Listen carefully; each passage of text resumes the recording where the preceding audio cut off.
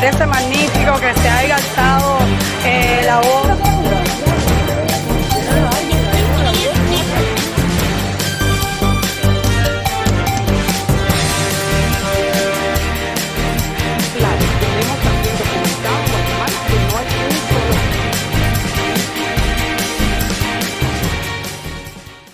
Bueno, muchas gracias, Félix, nuevamente por la oportunidad de compartir y conversar con respecto a la situación política de Nicaragua y la necesidad de un liderazgo de la población nicaragüense.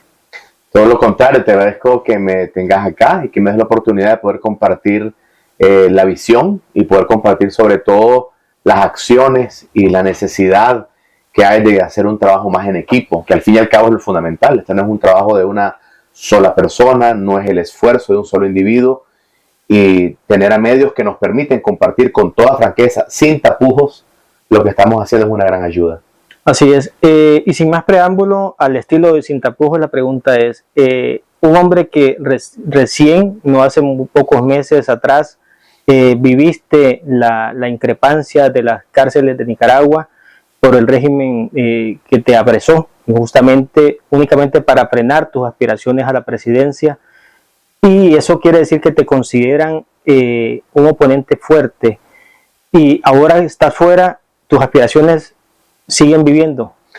Lo primero que es importante aclarar, porque lo he dicho siempre y lo mantengo, es que mi aspiración más grande es la libertad de Nicaragua.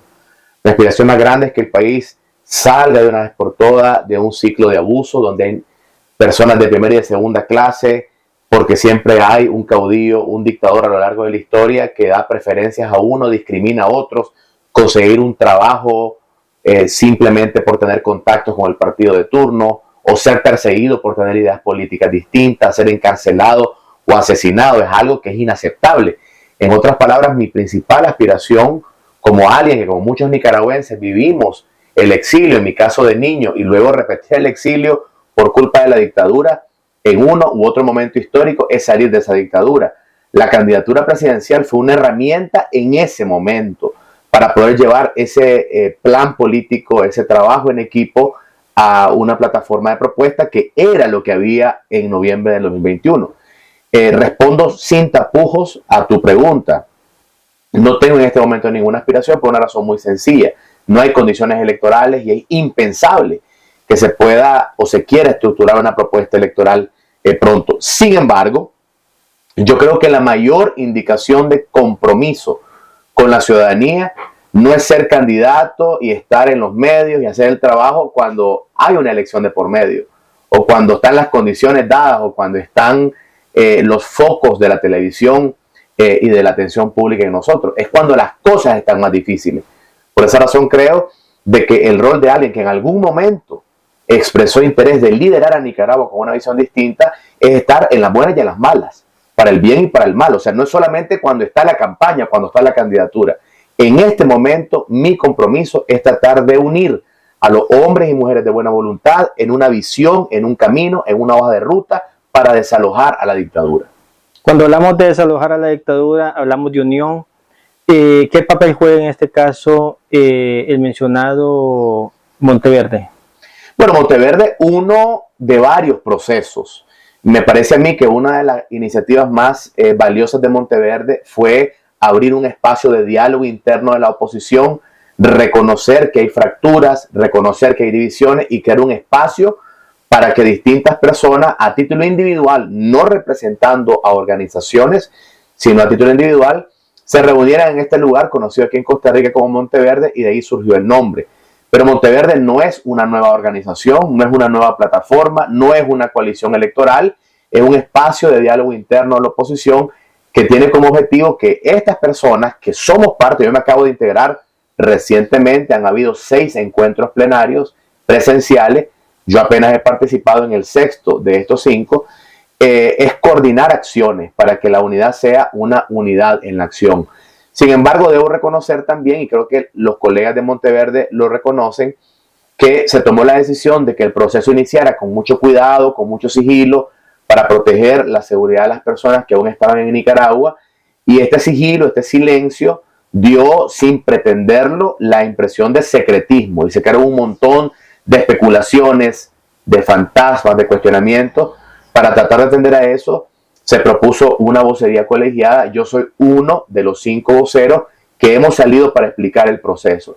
El proceso no pretende hegemonizar ni monopolizar a la oposición, no pretende ser la única voz de la oposición, por eso no hemos respondido a los ataques, sino que era un espacio seguro de diálogo interno para generar unidad en la acción. ¿Y qué esperan con esta unión? Y te hago esta pregunta por lo siguiente. Hablamos de sacar un régimen que prácticamente tiene secuestrado el país, que ha hecho que muchos nicaragüenses vivan en el exilio actualmente, pero sin embargo existe también el temor de que el pasado vuelva, no solamente el orteguismo, sino que también el pasado del somocismo vuelva a Nicaragua, por lo que muchos están apostando también. Bueno, el proceso interno de Monteverde tiene 2 parámetros muy claros. El primero es un rechazo a cualquier propuesta de cambio que pase por la vía armada o por la sugerencia de que podemos regresar a formas violentas del pasado donde los hermanos nicaragüenses nos enfrentamos unos con otros. Es una propuesta de no violencia, es una propuesta de presión internacional y de unidad de visiones en la acción desde la no violencia. Ese es, digamos, un punto. Y el segundo es la pluralidad, es reconocer de que tanto aquellos que venimos de una experiencia histórica antisandinista, como es mi experiencia, que nunca he pertenecido a ninguna expresión del sandinismo, hay gente que viene de la izquierda y hay otra gente que ha dicho que se requiere una izquierda democrática en la transición, algo que yo creo. Yo creo que una democracia necesita una izquierda democrática, un centro democrático, una derecha democrática, y ya cuando seamos democracia, cada ciudadano en elecciones libres en un futuro podrá escoger a cuál facción se suma. Pero en este momento esta es una lucha de la tiranía contra la democracia. Es una lucha del mal contra el bien. Es una lucha de los que amamos la paz, la democracia, la tolerancia, el respeto de la dignidad humana versus aquellos que asesinan, que expulsan, que matan y que roban. En ese sentido, esta no debería ser una lucha ideológica político-partidaria. ¿Y la respuesta internacional desde tu punto de vista? La respuesta internacional es la más compleja porque aquí hay varios ángulos que hay que tocar con toda claridad y sin levantar falsas expectativas. La primera es la más difícil de todas estas aristas, digamos, y es que la comunidad internacional no nos puede hacer todo el trabajo a los nicaragüenses. Nos corresponde a nosotros los nicaragüenses tomar acciones concretas que implican buscar la unidad en la acción, identificar nuestros propios mecanismos de organización, cómo nos organizamos, generar propuestas claras y frenar de una vez por todas las descalificaciones que confunden a la comunidad internacional, que dice cuál es el bloque opositor que deberíamos acompañar, cuál es la hoja de ruta, y a veces respetuosamente hay muchos hermanos nicaragüenses que son opositores, sin duda lo son, pero le dedican más energía a criticar a las otras alternativas opositoras que atacar a la dictadura. Entonces, ese es un trabajo que hay que hacer. La segunda es la que yo le he dedicado más tiempo, la segunda arista de acción, y es la de motivar y persuadir a la comunidad internacional a que tome acciones más duras, más concretas contra la dictadura. Y para eso hemos desarrollado una estrategia que consiste en 3 pasos muy concretos. Y no me estoy refiriendo a acciones solo desde Monteverde, la hemos propuesto desde Fundación Libertad, desde mi movimiento que se llama UNA, pero otras organizaciones lo han hecho también. Y son, en primer lugar, aclarar que Daniel Ortega es parte de una red internacional de dictadores y por tanto debe ser presionado de la misma manera en que se presiona, por ejemplo, a Vladimir Putin. Que Ortega no es un problema solo de los nicaragüenses, es un problema hemisférico por su vínculo con estas tiranías como la de Corea del Norte, como la de Rusia, Irán. Ese es un punto. El segundo es el aislamiento financiero de la dictadura. Es decir, cortarle los canales de financiamiento a la billetera del régimen para que no tenga recursos económicos para financiar sus mecanismos represivos. Esto implica aislarle diplomáticamente también. Y el tercer punto, que son los más importantes de estos 3, no son los únicos, es el acompañamiento a las víctimas que exigen justicia, que no quieren impunidad, y hay una serie de procesos internacionales. Para este tercer punto nos estamos acuerpando del informe del grupo de expertos de la ONU y de la resolución del Consejo de Derechos Humanos en Ginebra, que establece que el régimen de Ortega ha cometido crímenes de lesa humanidad. Son 3 puntos internacionales: el aislamiento, del régimen financieramente, vincular a Ortega a este ecosistema de dictadores y el ángulo internacional de derechos humanos. Pero eso es lo internacional. A nivel local nos tenemos que organizar mejor. Dejaste por fuera, dentro de los nombres de los países que mencionaste, dejaste también el régimen, o perdón, la dictadura cubana. Y en este caso me llama mucho la atención porque estaríamos hablando, desde la apreciación que me estás dando, una Cuba centroamericana también con Ortega adentro. No, si no mencioné a Cuba fue por asuntos de brevedad, pero ahí debería estar Venezuela, debería estar Bielorrusia. En ese ecosistema de dictadores está Eritrea, por ejemplo, que ha votado a favor del régimen de Ortega en las resoluciones de derechos humanos. Pero obviamente Cuba es la cabeza de la serpiente, para usarlo simbólicamente en este ecosistema de dictadores en Centroamérica. Naturalmente es un régimen quebrado económicamente, no tiene los recursos para financiar la dictadura, pero sí da las ideas y da los aportes perversos a la dictadura. Nosotros hemos señalado que los métodos de tortura, los métodos de espionaje, los métodos de persecución política que se han visto en Nicaragua se vieron primero en Cuba. Y el régimen cubano, el régimen venezolano, el régimen nicaragüense se apoyan entre ellos. Son dictaduras que aprenden de ellas, se financian entre ellas, y por eso hemos estado trabajando en que aquellos demócratas, aquellos luchadores de la libertad, los defensores de derechos humanos, también podamos colaborar entre nosotros. Yo quiero insistir en algo que es muy, pero muy importante, y aprovecho tu espacio para reiterarlo. Hay personas que quizás sin mala intención señalan estas giras internacionales como turismo político, o no entienden que por qué hay una acción internacional. Bueno, porque la lucha ya no está solamente en Managua, no está en Matagalpa, no está solo en Chinandega. Quisiéramos que estuviera ahí. La lucha por la democracia de Nicaragua se tiene que internacionalizar. La lucha ahora tiene que estar en Ginebra, en el Consejo de Derechos Humanos de la ONU. Tiene que estar en Bruselas, donde están reunidas las instancias europeas fundamentales. Tiene que estar en Nueva York, en el Consejo de Naciones Unidas.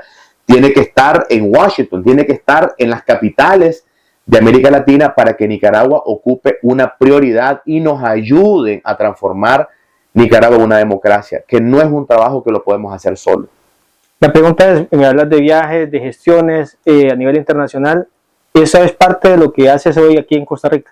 Efectivamente, yo estoy aquí en Costa Rica invitado por la Fundación Friedrich Naumann, que es una fundación de la cooperación alemana, le pertenece esa fundación al Partido Liberal Alemán, y ellos me han invitado para presentar un estudio sobre la presencia de China en Centroamérica y para lanzar un proceso de formación, de capacitación en el pensamiento pro libertad acá en Costa Rica, y además de eso una serie de reuniones con instancias de gobierno donde estamos expresando de manera particular nuestra preocupación, mi preocupación por la difícil situación que están pasando los hermanos nicaragüenses que no tienen un estatus migratorio muy claro en Costa Rica, la crisis humanitaria de los nicaragüenses desplazados, y otra serie de reuniones con grupos opositores a los cuales les estoy proponiendo un plan de acción muy sencillo. Yo te he dado algunas ideas, pero son otras ideas adicionales que parten de la importancia de apartar los personalismos y de enfocarnos en la unidad en la acción. Y yo decirte que me voy contento porque siento que ha dado resultados. Esta es una primera de muchas visitas. De aquí tengo que salir a Sudamérica a acompañar otros procesos. Pero sobre tu pregunta quiero agregar otro elemento fundamental de mi visita, y es escuchar. Yo aquí vengo a escuchar. Yo me he reunido con muchos grupos. Desafortunadamente son muy pocos días, así que quiero aclarar que faltan todavía más reuniones. No argumento ni digo que hemos logrado hablar con todos, pero al menos con una pequeña parte vamos a seguir conversando, porque es importante escuchar lo que los exiliados tienen que decir. Sostengo que el exilio tiene mucho que aportar, y sobre todo el exilio de nicaragüenses aquí en Costa Rica, que está tan íntimamente vinculado con Nicaragua y que por sus grandes números puede tener mucha influencia. Yo le mencionaba a los diputados en mi reciente reunión con ellos hace pocas horas que aquí hay casi 50,000 nicaragüenses con capacidad de voto, y eso es algo que, con mucho respeto, los partidos políticos costarricenses no lo están tomando en consideración. El pueblo nicaragüense, que también tiene a muchos de sus familiares ya naturalizados costarricenses en este hermano país y que tienen derecho al voto, también tienen mucho que aportar. La pregunta es, me llama mucho la atención que mencionas China, y concretamente, ¿han pensado también en cómo combatir a una potencia económica como es China que ahora está apoyando a un régimen en Nicaragua, ¿cómo han visualizado un cambio para mejorar la economía de uno de los países más pobres a nivel latinoamericano? Bueno, el caso de China es sumamente complicado, es algo que yo he estado monitoreando por más de 20 años. Yo publiqué una serie de estudios en el año 2006. Tuve la oportunidad de trabajar en China con empresas privadas y conocer muy bien la dinámica. Y he venido advirtiendo de que China efectivamente es una potencia económica y comercial, pero que sus intereses no son solo comerciales. Sobre esto es importante destacar que no deberíamos tener una paranoia hacia China. Si la relación con China fuese una relación, en el caso de Nicaragua, como la que existe con Costa Rica. He mencionado en el reciente estudio que presenté con Expediente Abierto, que es la organización que está financiando este estudio, que Costa Rica es un ejemplo muy bueno, porque la relación es comercial, es económica, podría ser mejor, pero Costa Rica está exportando más de 400 millones de dólares a China, importa 4.000 millones de productos chinos, hay una relación comercial y cultural, pero en el caso de Nicaragua es distinto. En el caso de Nicaragua, el régimen de Ortega ve a China como un socio similar a lo que, por ejemplo, fue la Unión Soviética en los años 80, que auspiciaba y financiaba una dictadura. El régimen de Ortega ve a China como un aliado frente a Estados Unidos, ve a China como el líder de un bloque anti-norteamericano. Son dos visiones muy distintas. ¿Qué podemos hacer frente a eso? Básicamente alertar. Es una fuerza tan grande, tenemos muy pocas herramientas, pero la más importante es la información. En la medida en que estemos informados, que conozcamos los puntos débiles y que se los estemos comunicando a las autoridades, podremos mover la relación de Nicaragua hacia China o presionar para que sea una relación saludable, para que sea una relación comercial, para que sea una relación económica sobre las reglas del juego claras y no lo que Ortega quiere, que ve en China a un financiador de su mecanismo de represión. Cierro con la siguiente pregunta y es: Venezuela, Cuba, Nicaragua, los países que más suenan desde nuestro entorno como países socialistas. Sin embargo, un incremento del izquierdismo en Sudamérica. ¿A qué se debe esto? Bueno, en América Latina hemos sabido que hay un péndulo histórico. Hemos tenido péndulos donde se ha movido mucho hacia una derecha militar, como lo fue en los años 60 y 70. Después vino la corriente del populismo izquierdista que generó tanta pobreza, tanto desencanto, tanto conflicto. Este péndulo tiene que ver en gran parte con el desencanto de la gente cuando no ve propuestas razonables de centro, cuando no ve políticos responsables que proponen agendas claras que no tengan que ver ni con el extremo del populista izquierdista, ni tampoco con la exclusión y la intolerancia de una ultraderecha promilitar. Yo creo de que hay muchas personas, que somos la mayoría, que creemos en propuestas de centro. Yo soy un liberal de centro que cree que se puede armonizar propuestas de cambio social, de reducción de la pobreza, de protección de los derechos humanos, con un libre mercado que favorezca el emprendimiento, que favorezca la inversión. Esas propuestas razonables de centro son las que tendrían que desplazar de una vez por todas a los extremos, que nos han llevado a confrontarnos entre hermanos, no solo en Nicaragua, sino en América Latina. Creo que debemos abrir una nueva era de la tolerancia, del respeto y de reavivar el amor, el deseo de la democracia, de la libertad. Las propuestas populistas, las propuestas extremistas son solamente propuestas de corto plazo que al final nos llevan a regímenes peores que los que habían antes. Veamos lo que pasó con el sandinismo en los años 80. Después del 79 se generó un régimen que yo diría que fue peor incluso que lo que había antes. Entonces, los extremos nunca son la solución. ¿Algo más que desees agregar? Mi abrazo y mi saludo para el pueblo nicaragüense en Costa Rica, tanto para la diáspora como para aquellos que son recientemente exiliados. Agradecerles porque con su trabajo digno, con su esfuerzo, están reconstruyendo también la esperanza, aportando mucho a Costa Rica, y decirles que no pierdan la esperanza, que no nos dejemos confundir por aquellas voces que nos quieren dividir, por las voces de la intolerancia. Esto no se trata de un individuo, no se trata de Félix Maradiaga. Yo estoy hoy y mañana no estoy. Por razones de la vida o del destino, lo que Dios me depare no es de individuos. No se trata ni de Monteverde, ni se trata de ninguna organización. Se trata de que Nicaragua puede y merece más. Y que no deberíamos estar desplazados por el mundo porque hay una dictadura que no nos deja alcanzar nuestros sueños y nuestra visión en el país que amamos. Entonces, buscar cómo los nicaragüenses podemos encontrar la forma de, repito, la forma de entendernos entre nosotros, de apartarnos de las diferencias, porque son más las cosas que nos unen y sacar a la dictadura. Yo estoy convencido que lo vamos a lograr y para eso estoy dedicando todas mis energías humanas para dar mi granito de arena en esa búsqueda de la libertad.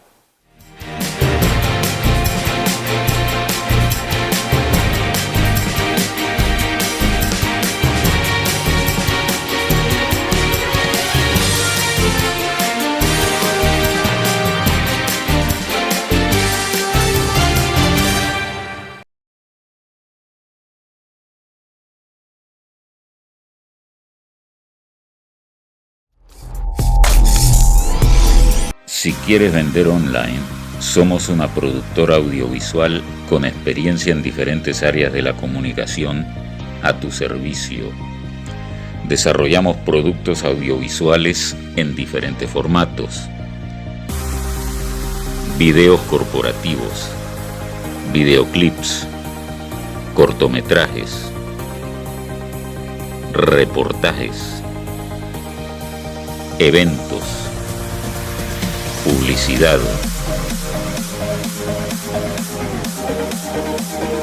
cuñas, diseño y branding, fotografía, animación. Todo esto con la asesoría necesaria para la comunidad de nuestros clientes. Contáctanos a los teléfonos y al correo que aparecen en pantalla.